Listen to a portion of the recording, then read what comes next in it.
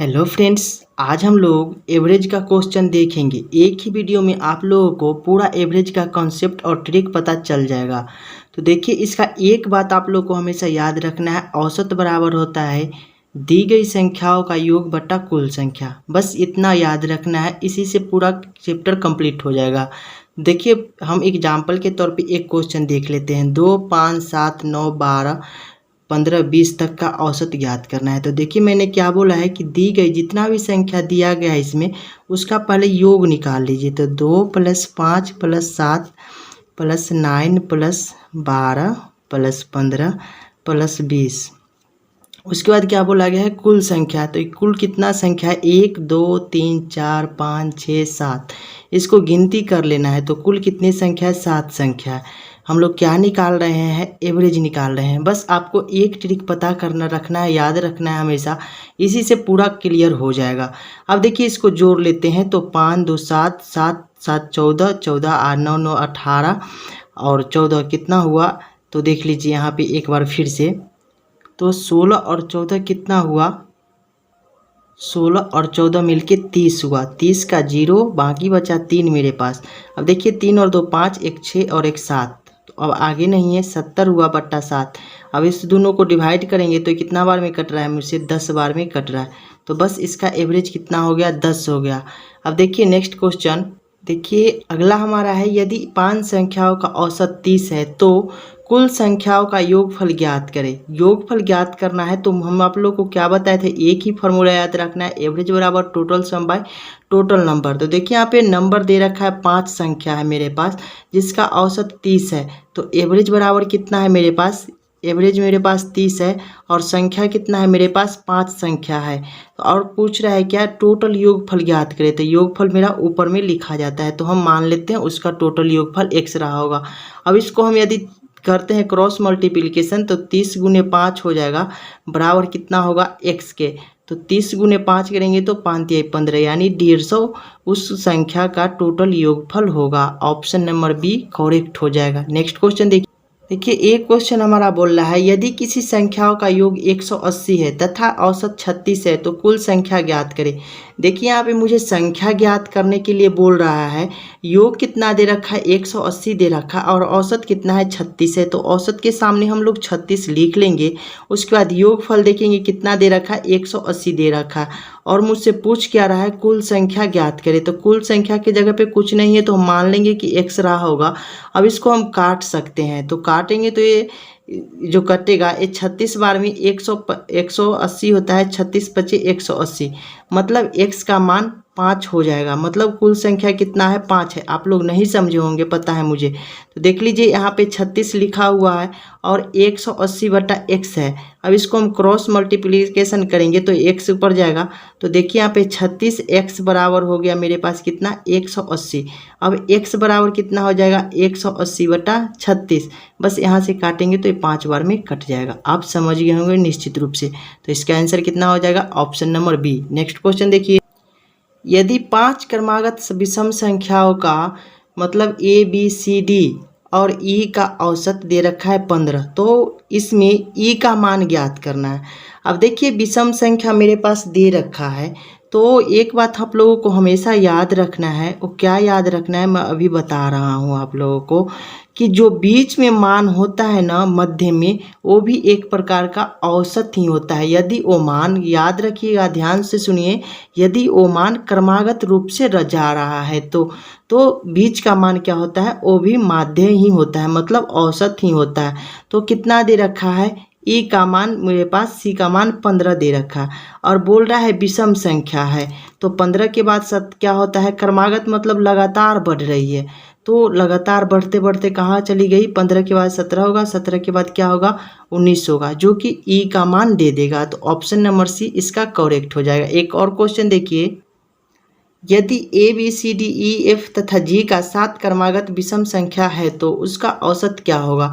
मैंने अभी क्या बोला आप लोगों को, A B C D E F और जी है। अब इसको टोटल को गिन लीजिए, कितना संख्या, 1 2 3 4 5 6 7 है। और क्या बोल रहा है, क्रमागत बोल रहा है। तो क्रमागत बोल रहा है, इसका मतलब जो बीच में मान आएगा ना मेरे पास, वही इसका माध्य हो जाएगा या फिर इसको औसत बोलते हैं। तो ये बात को आप लोग को हमेशा याद रखना है कि जो मान क्रमागत के रूप में बोले और जो बीच में आ जाए उसे क्या कहते हैं, हम औसत कहते हैं। तो समझे आप लोग, ABCD 7 गो है, तो जो बीच में मान आएगा वही मेरा औसत हो जाएगा। तो इसका आंसर क्या हो जाएगा, ऑप्शन नंबर डी। वही यदि मेरे पास ABCD 4 ही रहता तो क्या करते भाई, इसमें तो बीच मान नहीं आ रहा है, तो इसके लिए एक इधर से छोड़ देते, एक इधर से छोड़ दे, तो बीच में कितना बचा, 2 बचा। तो कुछ नहीं करना है, B + C/2 कर देंगे तो यही मेरा औसत निकल जाएगा। तो इस तरह से आप लोगों को ध्यान में रखना है, मतलब दोनों ओर से बराबर अंक छोड़ना है और जो संख्या बीच में बचेगा वही मेरा औसत होगा, क्रमागत पूछे तो। नेक्स्ट क्वेश्चन देखिए बोल रहा है x है, x + 2 है और x + 4 है और x + 6 है और x + 8 है। इसका औसत 11 है। तो प्रथम 3 प्रश्नों का औसत ज्ञात करें। तो आप लोग यहाँ पे ध्यान से देखिएगा तो एक क्रमागत रूप से बढ़ रहा है, मतलब x से बढ़ा, फिर x + 2 से बढ़ा, फिर x + 4 से बढ़ा, फिर x + 6 से बढ़ा, फिर x + 8 से बढ़ा, मतलब एक क्रमागत रूप से बढ़ रहा है। तो मैंने आप लोगों को क्या बोला कि जो बीच में मान रहेगा ना वही इसका औसत होता है। तो दोनों ओर से बराबर बराबर छोड़िए, तो 1 2 इधर से छोड़िए तो 1 2 इधर से भी छोड़ दिए, बीच में मुझे प्राप्त हुआ x + 11, x + 4, जिसका मान दे रखा है मेरे पास 11, मतलब x + 4 का मान कितना दे रखा है, 11। तो यहाँ से मेरा x कितना निकल के आ जाएगा, 11, 4 यहाँ प्लस में तो उधर जाएगा तो माइनस में हो जाएगा, तो 7, यानी x हमारे पास 7 आ गया। प्रथम संख्या 7 है तो दूसरा संख्या में x में 2 जोड़ेंगे तो कितना हो जाएगा, 9 हो जाएगा, और तीसरा संख्या 11 है ही। तो अब बोल रहा है प्रथम 3 प्रश्नों का औसत क्या होगा। तो प्रथम 3 मेरे पास यही है, कौन कौन है, 7 है, 9 है और 11 है। तो आप लोग ध्यान से देखिएगा तो इसमें क्रमागत रूप से बढ़ रहा है, मतलब 2 से बढ़ा फिर 2 से बढ़ा, मतलब बीच का अंतर बराबर हो उसे ही क्रमागत बोला जाता है।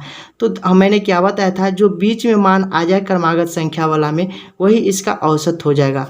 या यदि आप नहीं समझ रहे हैं तो एक बार चेक करके देख लीजिए, क्या बोला था, total sum by number by total number. तो इसको हम जोड़ते हैं यदि, तो 7 + 9 + 11, अब बाई कितना संख्या है, 3 संख्या है।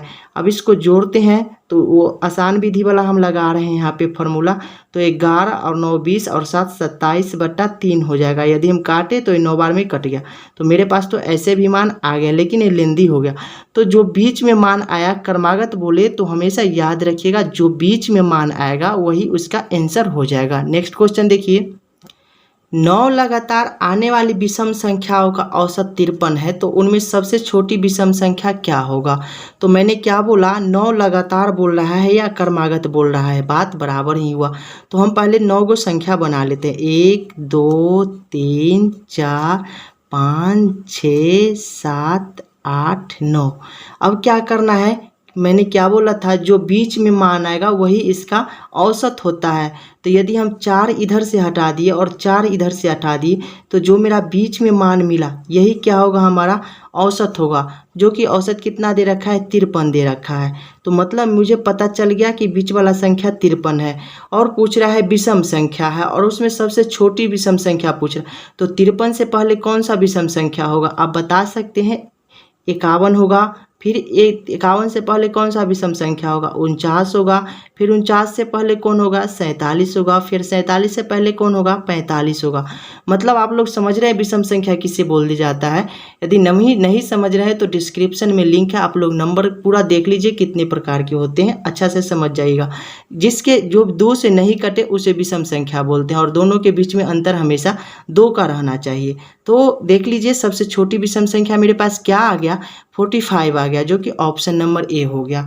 नेक्स्ट क्वेश्चन देखिए, यहाँ पे बोल रहा है 7 लगातार आने वाले धन पूर्णांकों का औसत 26 है, तो इन पूर्णांकों में सबसे छोटा संख्या कौन सा होगा। तो कुछ नहीं करना, वैसे ही मुझे 7 संख्या पहले बना लेना है। लीजिए भाई, हम बना लिए 7 संख्या, 3 इधर रह गया, 3 इधर रह गया, बीच में मुझे मिल गया 7। तो बोल रहा है इसमें 26 है इसका औसत, मतलब बीच का संख्या मेरा क्या है, 26 है। और क्या बोल रहा है, लगातार है, धन पूर्णांक है, मतलब लगातार है नेचुरल नंबर के रूप में, मतलब 1 2 3 4 के फॉर्म में है। तो बीच वाला संख्या मुझे 26 मिल गया। तो अब बोल रहा है सबसे छोटा धन पूर्णांक क्या होगा। तो सबसे छोटे की ओर जाने के लिए 26 से पहले क्या होता है, 25 होता है।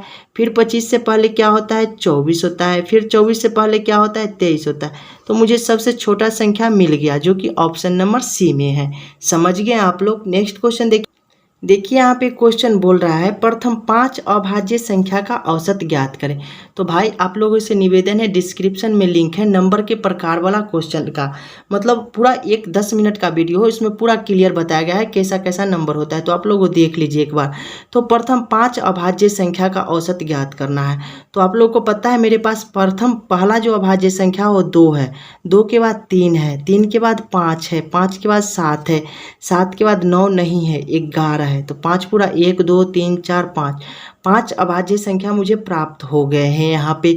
अब अभाज्य संख्या कहते किसको है, तो अभाज्य संख्या उसे कहते हैं जिसमें 2 से या फिर किसी भी संख्या से भाग न लगे, केवल उसमें 1 से और खुद से भाग लगे, मतलब उसमें 1 और खुद के अलावा किसी और संख्या से भाग न लगे, उसे अभाज्य संख्या कहा जाता है। तो देखिए 2 3 5 7 11 इतना मेरे पास अभाज्य संख्या मिल गया प्रथम 5। अब इसको बोल रहा है औसत निकालने के लिए। तो क्या करना है, औसत बराबर क्या होता है, total sum of number by total number. बस अभी सबको जोड़ देंगे, टोटल नंबर कितना है, 5 है।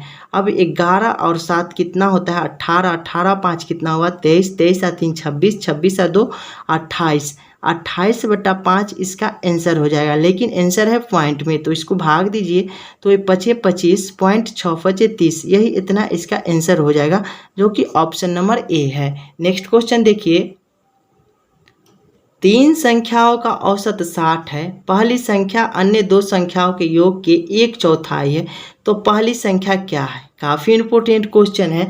और देखिए 3 संख्याओं का औसत 60 है, तो हम मान लिए वो तीनों संख्या ए प्लस बी प्लस सी यानी ए बी सी रहा होगा, वो तीनों का औसत 60 है।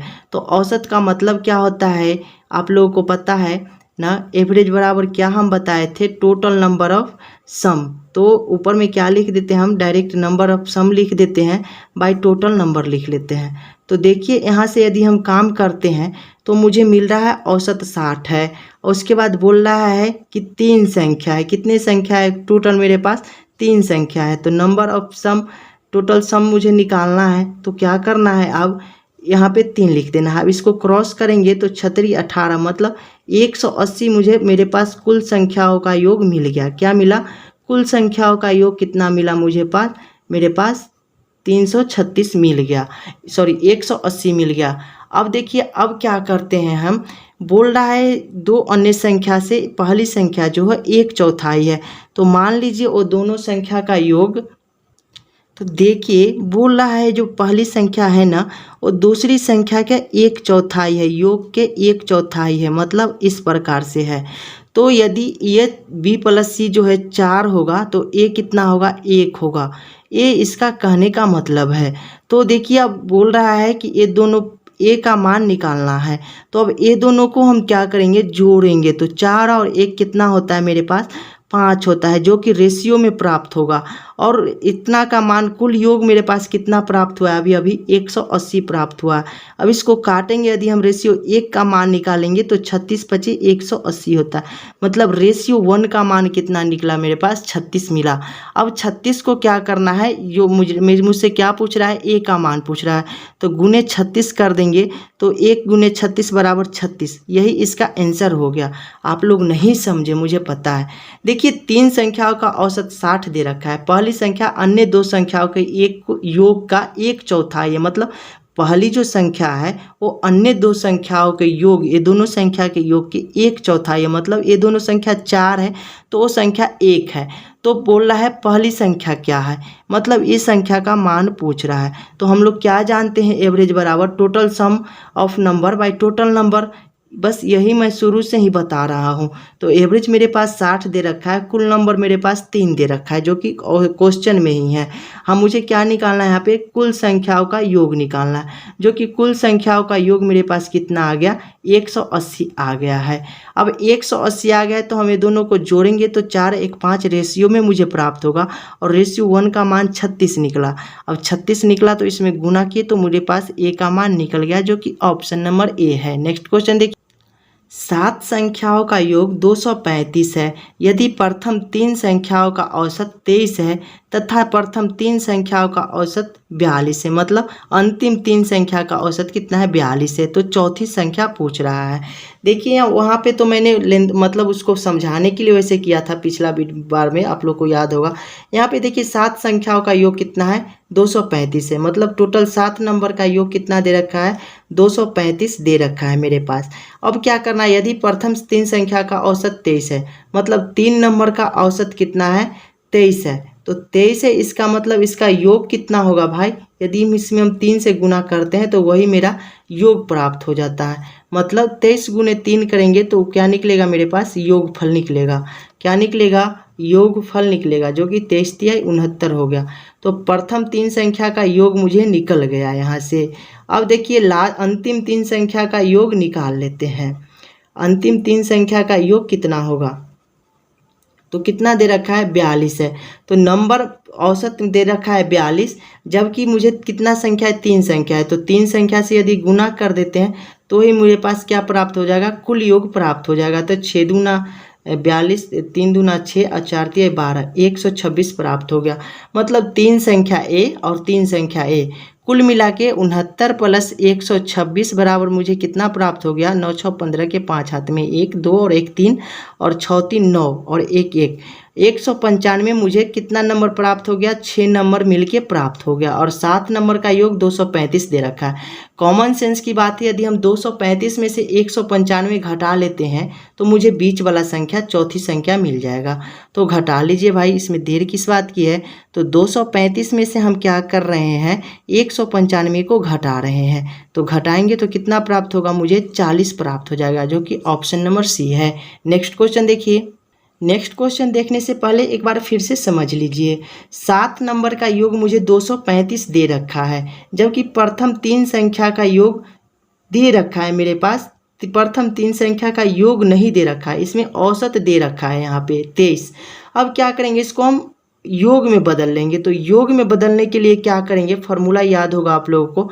3 से इसमें यदि 23 में जितना संख्या उसको औसत से गुना कर देंगे तो कुल योग हो जाता है।